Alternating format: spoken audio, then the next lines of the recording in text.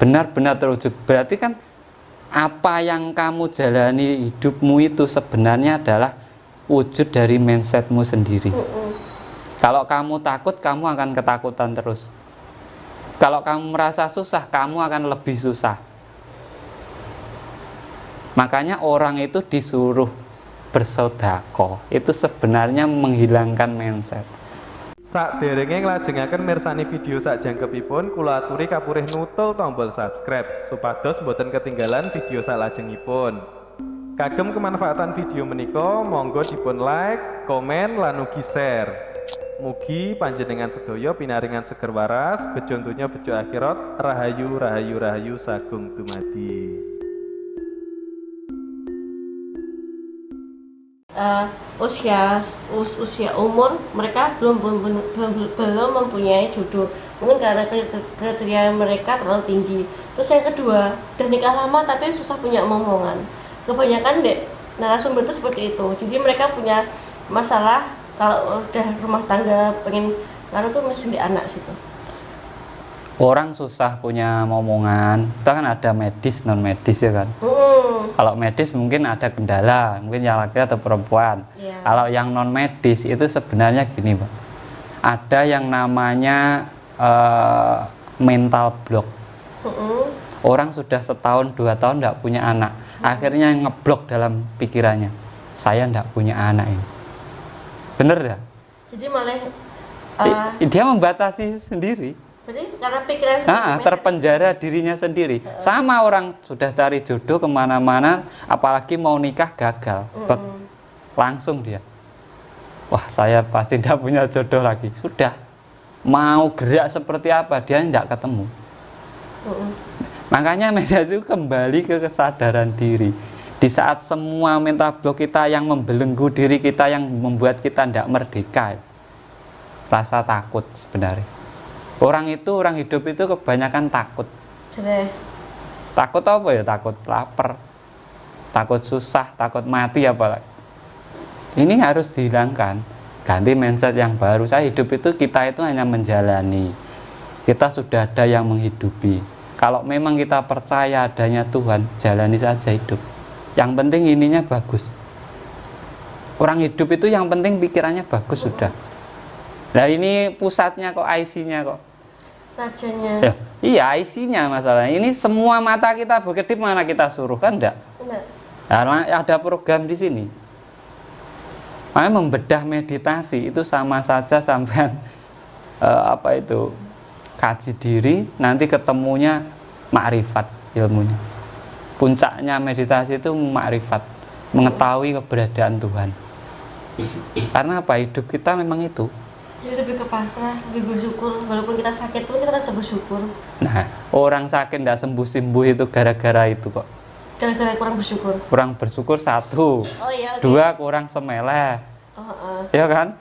Terus ketiga, merasa dirinya sudah tidak sembuh. Kan gini, kalau sudah setahun aja sakit, berobat sudah kemana-mana, ngeblok dia pikirannya. Wah, saya nanti berobat kemana aja tidak sembuh. Ya udah, tidak sembuh. Salah satunya, kan saya sering Mbak ngobati orang yang sudah menaun gitu. Jadi cara saya membuka ya saya hilangkan dulu mindsetnya. Kan sampai saya itu sudah pasti ngomongnya, saya itu udah kemana-mana Mas, tidak sembuh-sembuh ya toh. Nah ini dihilangkan. Dengan cara apa? Kita juga sampai mau sembuh enggak? Kalau dia sudah mau, bener, ya janji saya bilang. Nah itu sudah menghilangkan. Berarti ada kata-kata janji ya? Nah kita mutus, jadi ya Mas janji, kalau sudah sembuh enggak sakit lagi dah ya. Kebanyakan banyak yang instan sembuhnya. Gara-gara kata-kata saja. Wong itu enggak sakit sebenarnya, sakit pikirannya. Yang sakit itu pikirannya. Jadi semua mindset. Iya, sampan ingin rezeki sampan lancar, ya mindset sampan diubah. Jadi jangan berpikir saya kalau enggak gini enggak makan, saya kalau enggak gini enggak punya uang. Itu dirubah. Ya benar. Pokoknya jalani hidup. Jalani aja. Nah, yang penting sampan di sini ada satu target, itu sebagai kunci pikiran sampan. Ibaratnya saya tahun ini harus punya ini. Benar nggak kalau rezeki itu datang ketika kita tenang? Benar. Coba jangan jelaskan. Kita tenang, soalnya rezeki datang. Orang-orang kadang ketika mereka kesulitan ya, mereka bingung, gemerungsung. Nah itu aku pun juga pernah mengalami seperti itu. Terus ada salah satu teman tuh bilang rezeki itu nggak bakal teko lah, nggak tenang. Contoh gini, rezeki ini ibaratnya ayam ya, rezeki ayam. Terus kita ngejar rezeki, sampan ngejar ayam. Kira-kira megangnya susah apa enggak?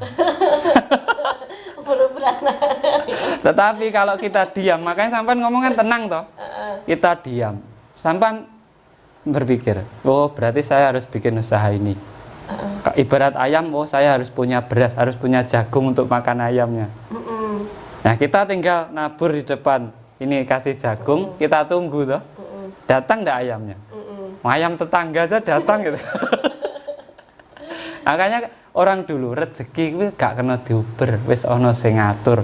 Yang ngatur itu siapa sih? Pikiran kita masing-masing. Bukan yang ngasih. Iya, pikiran kita masing-masing. Sampan boleh coba. Sampan mindset aja lah. Orang-orang yang susah rezeki itu mindset aja. Mindsetnya salah itu. Karena dia merasa gini, kalau saya ndak kerja saya ndak dapat uang.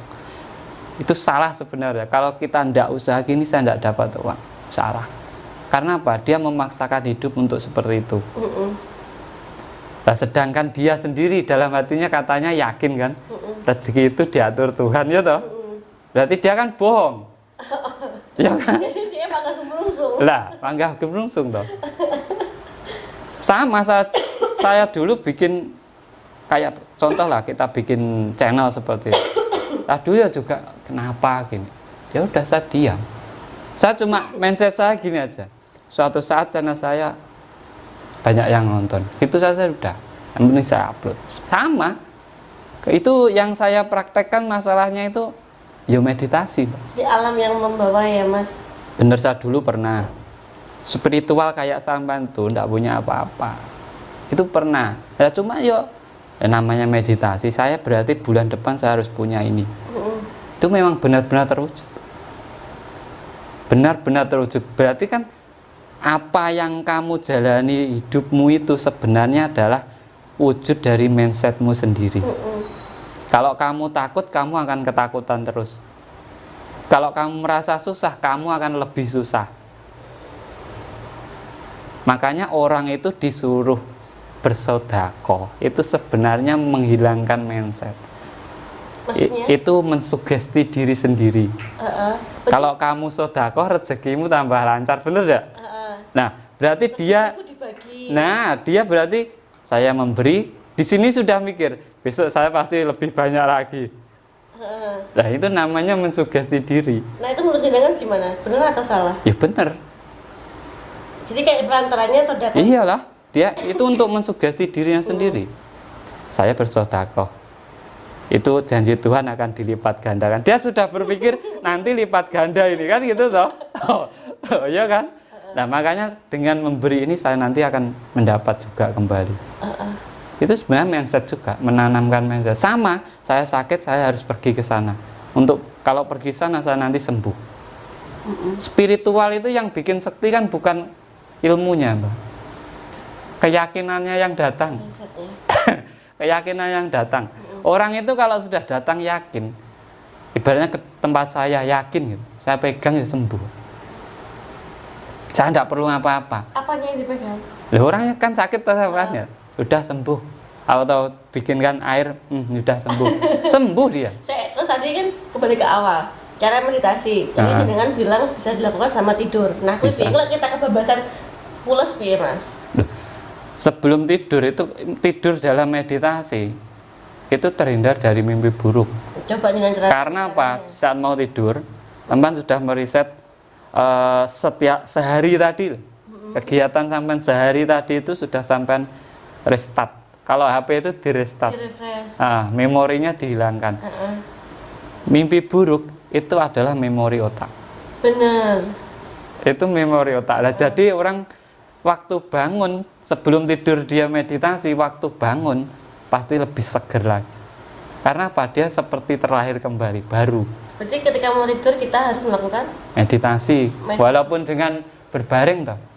Jadi pikiran kita yang di-refresh. Nah, itu mau tidur kita tenang, kita hilangkan yang seharian tadi kecapean itu kita hilangkan. Karena tidur itu sendiri sebenarnya meditasi kan. Terus cara menghilangkan piye? Kadang jangan bawa. Sugesti diri.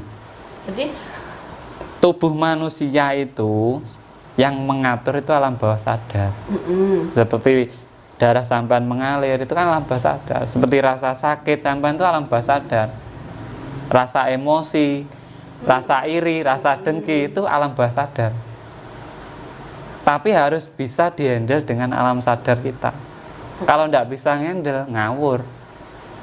Yang aku maksud itu ketika mau tidur itu kita harus berucap apa supaya kita bisa merefresh. Meditasi itu tidak pakai mantra. Nggak pakai. Tidak. Yang itu tadi loh. Yang penting kan? Diem, semeleh.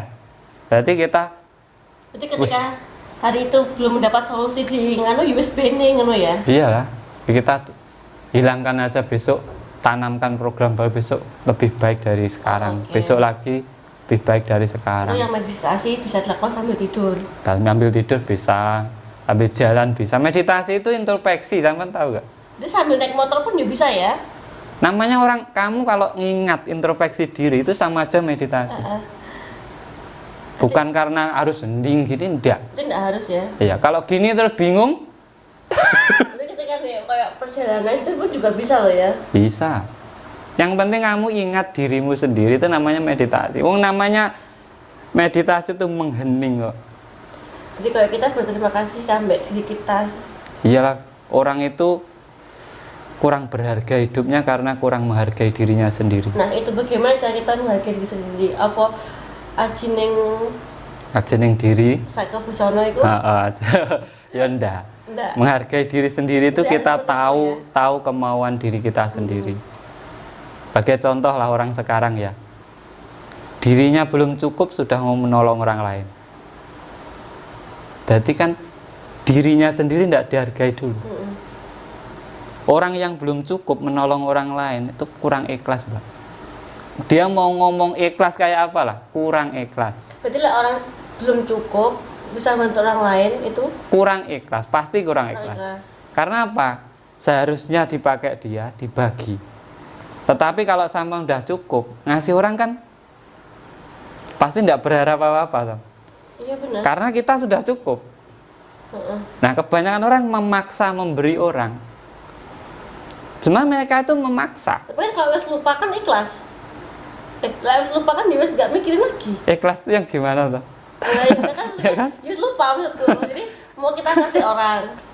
Terus ya mesti orang hidup itu kalau sahabat pengen tahu, Pak. Tidak ada yang ikhlas. Masa, Mas? Iya, sampan tuh menghirup udara aja pengen hidup kok. Iya sih, Ki. Sampan makan pengen kenyang kok. Mungkin harapan kita. Loh, harapan enggak? Kan enggak ada ikhlas ya. Lo sampan ngamal pengen pahala kok. Kita sudah kayak bener-bener balik ya. Pengen dapat balik lagi. Terus ikhlasnya di mana?